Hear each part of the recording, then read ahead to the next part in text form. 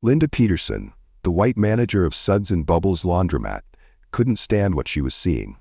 A young black girl, maybe 12 years old, had been sitting in her establishment for over an hour, waiting for her clothes to dry. Without bothering to ask if the child needed help, Linda immediately assumed the worst. She grabbed her phone and dialed 911. "I need police at my laundromat on Maple Street," she said, glaring at the girl with disgust. "There's a black kid here who doesn't belong. He's probably homeless or up to something." What Linda didn't know was that she had just triggered a chain of events that would destroy her reputation and expose her racism to the entire world. 12-year-old Kara Clark wasn't causing any trouble. She was simply waiting for her clothes to finish drying. Her mother had taught her to always keep her clothes clean and take care of herself, especially when Captain Stacy Clark was busy with her military duties. Tonight, her mother was at the grocery store across the street, Miller's Market. Kara could actually see the store's lights from where she sat, knowing her mom would finish and come get her soon. But Linda Peterson saw a black child in her space and immediately called the police. When Officers Roddy and Martinez arrived 20 minutes later, Linda met them at the door with righteous indignation. "Finally, I've been waiting for you to remove this girl. She's been loitering here for over an hour, and I know she's up to something." "What are you doing here so late, kid?"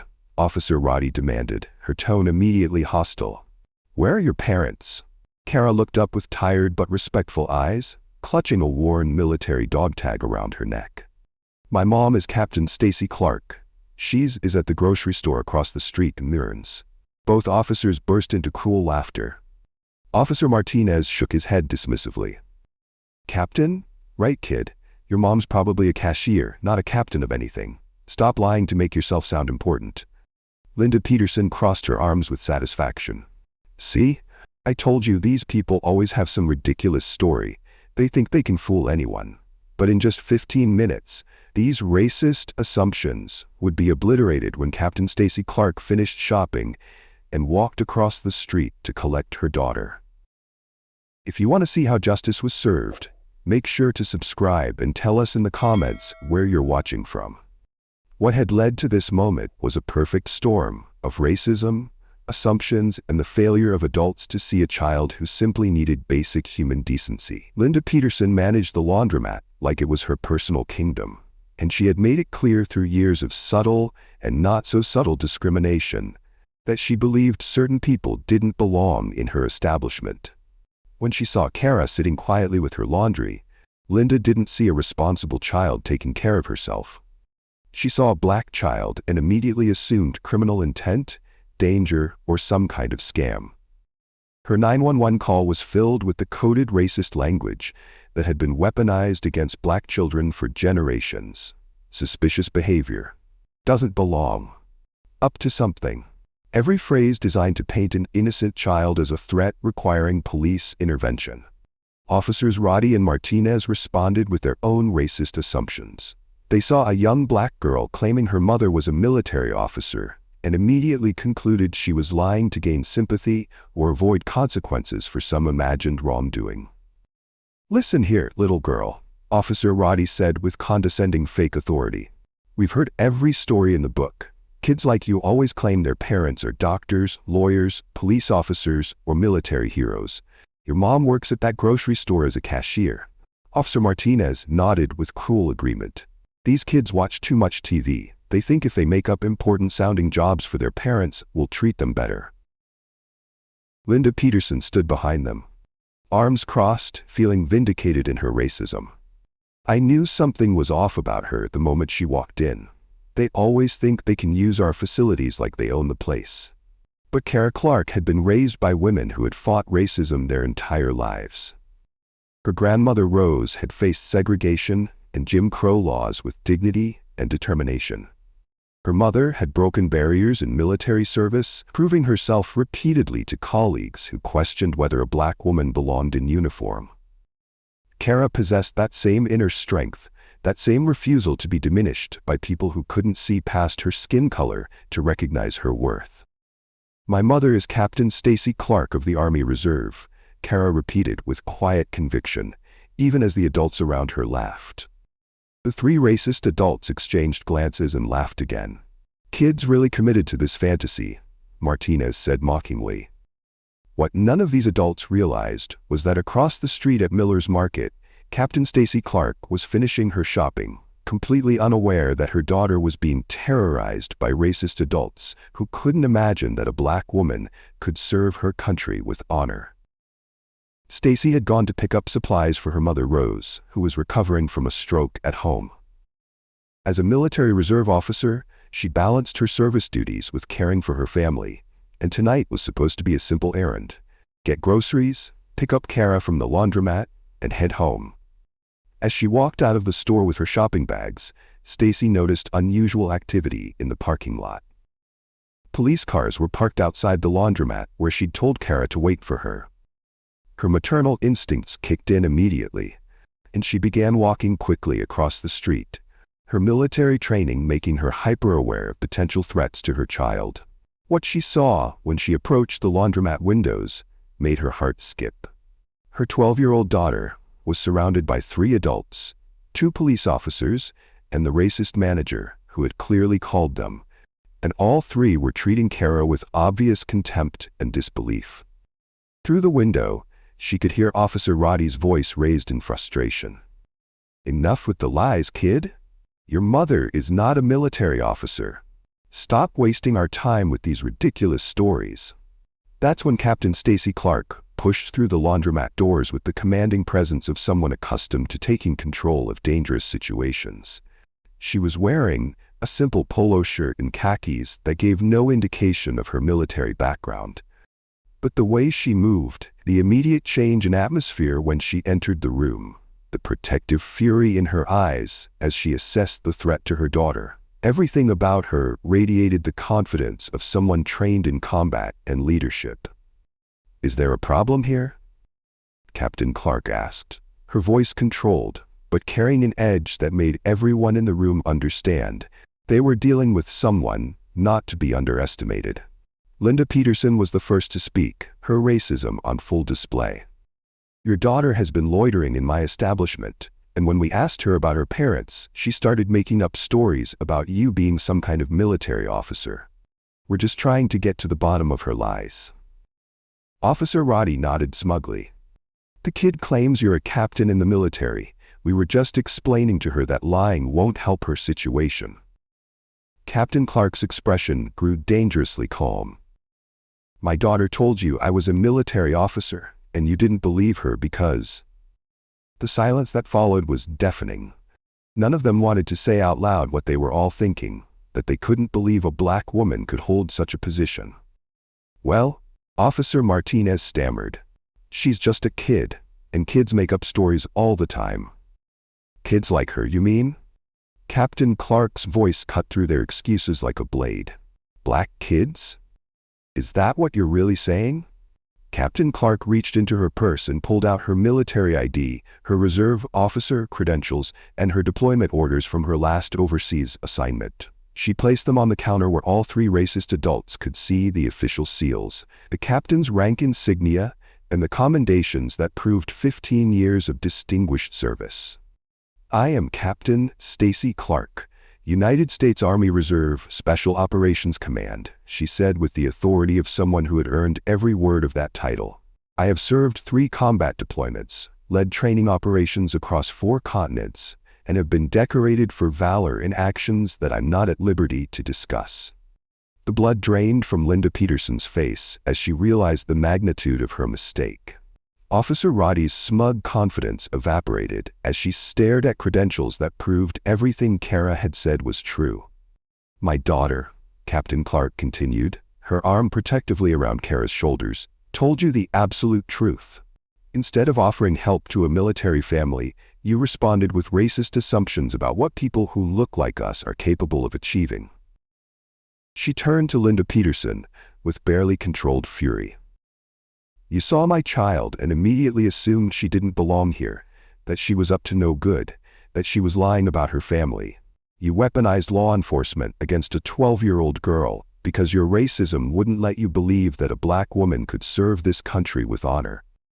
Linda tried to stammer an apology, but Captain Clark cut her off. Save it, your actions tonight were caught on your own security cameras. The whole world is going to see exactly who you are. She turned to the officers, her military bearing making them shrink back in shame. And you two, you took one look at my daughter and decided she was a liar because you couldn't imagine that someone who looks like me could hold rank in the United States military. You mocked a child's truth because your racism made it impossible for you to see past the color of our skin. Officer Roddy tried to defend herself. Ma'am, we were just doing our job. Your job, Captain Clark interrupted, is to protect and serve all citizens equally. Instead, you terrorized my child with racist assumptions and cruel laughter. You failed at every level of professional and human decency. If this story moved you, then subscribe, because there are so many more stories like this that need to be told. What would you have done in the mother's shoes if anyone ever becomes racist to your child? What followed was a masterclass in how quickly racism can destroy lives when it's exposed to public scrutiny. Within hours, security footage from the laundromat had been uploaded to social media by witnesses who had watched the entire incident unfold. The video of Linda Peterson's racist 911 call, combined with footage of the officers mocking Kara, went viral faster than anyone could have anticipated. Racist manager and cops mock black military child became the top trending hashtag across multiple platforms. Millions of people watched Linda Peterson's disgusted face as she called police on a child doing laundry, and Officer Roddy's cruel laughter as she dismissed the truth about Captain Clark's service. By morning, Linda Peterson had been fired from her position as laundromat manager. The corporate office issued a statement distancing themselves from her actions and announcing new anti-discrimination training for all employees. Protesters gathered outside the laundromat, demanding accountability and justice for the Clark family. Officer Roddy and Officer Martinez faced immediate internal affairs investigations. Chief held an emergency press conference condemning their behavior and announcing that both officers had been placed on unpaid administrative leave pending federal civil rights investigations. The treatment of Captain Clark's daughter was not just unprofessional, it was criminal.